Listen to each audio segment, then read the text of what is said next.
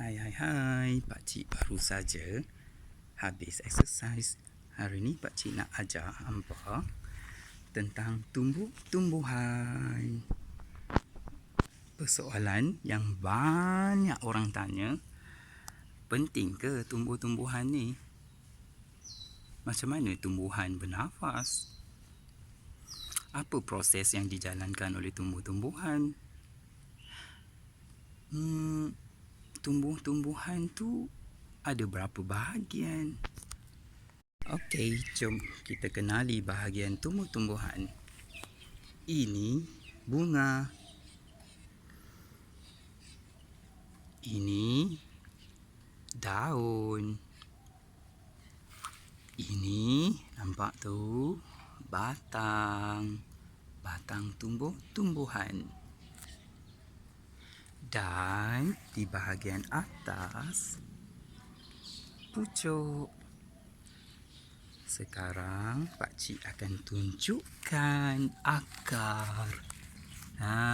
Itu dia akar tumbuh-tumbuhan. Okey, tumbuh-tumbuhan ada urat daun. Ini urat daun jejala. Nampak tak macam tulang ikan kan? Ada satu bahagian di tengah, kemudian dia berpecah-pecah. Urat jejala. Okey, ini pula urat daun selari. Nampak tak? Dia satu garisan saja. Ini daun pandan. Urat daun lain yang selari adalah rumput lalang. Nampak tak? Dia satu garisan lurus. Ada tumbuhan yang berbunga seperti bunga jejarum ini, bunga raya, bunga seri pagi ini. Ada tumbuhan yang tidak berbunga seperti bunga alokasia ini.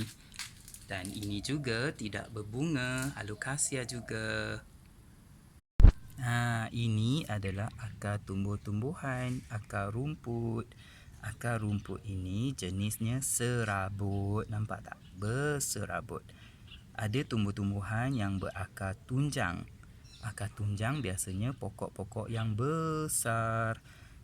Okey, kalau kamu tengok batang rumput ini tidak berkayu, senang saja nak dikepak.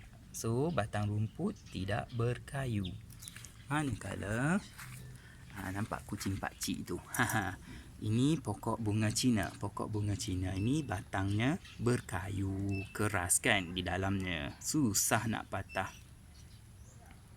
Ada tumbuh-tumbuhan yang berbuah seperti buah cili ini. Buah kedondong. Ada tumbuh-tumbuhan yang hidup dalam air seperti telipuk, kiambang. Yang hidup di darat seperti bunga matahari, bunga Cina. Ini dia bunga Cina. Okey, sekarang kita nak tahu pula macam mana tumbuh-tumbuhan bercambah, biji benih bercambah dan juga anak pokok membesar. Kita nak tengok ya. Ini biji benih bunga matahari.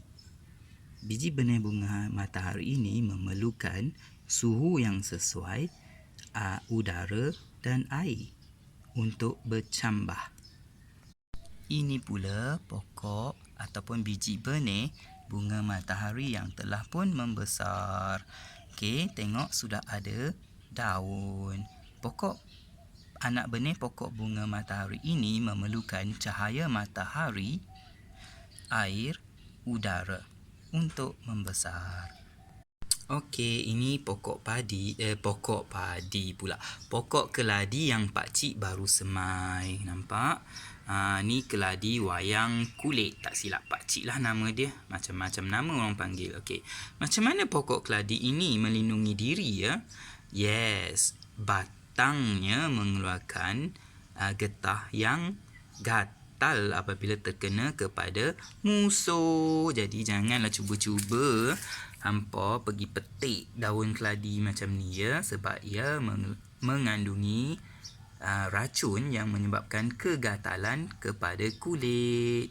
Okey, pokok pisang pula akan menggulungkan daun apabila cuaca panas melampau, panas terik, daunnya akan tergulung. Begitu juga dengan pokok kunyit.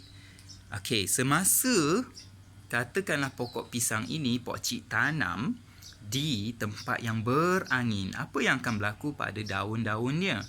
Yes, daunnya akan berpecah-pecah supaya dapat menahan ataupun membenarkan angin melaluinya. Pokok lain yang mempunyai ciri yang sama seperti ini adalah pokok pinang dan juga pokok kelapa.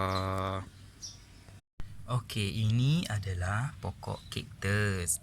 Okey, macam mana pokok kaktus ni mengadaptasikan dirinya daripada cuaca yang panas melampau di padang pasir? Okey, yang pertama, daunnya berbentuk duri. Yes, ramai orang keliru. Itu duri. Bukan, itu sebenarnya daunnya. Daunnya berbentuk jejarum. Dan batang dia, kalau kamu semua tengok, hampa semua tengok, batang dia boleh menyimpan air. Dan akarnya panjang. Fungsi akar yang panjang adalah untuk mencari air di padang pasir. Okey, apakah proses yang dijalankan oleh tumbuh-tumbuhan? Kita tengok ya. Ini pokok pisang. Lihat daunnya besar kan dan lebar.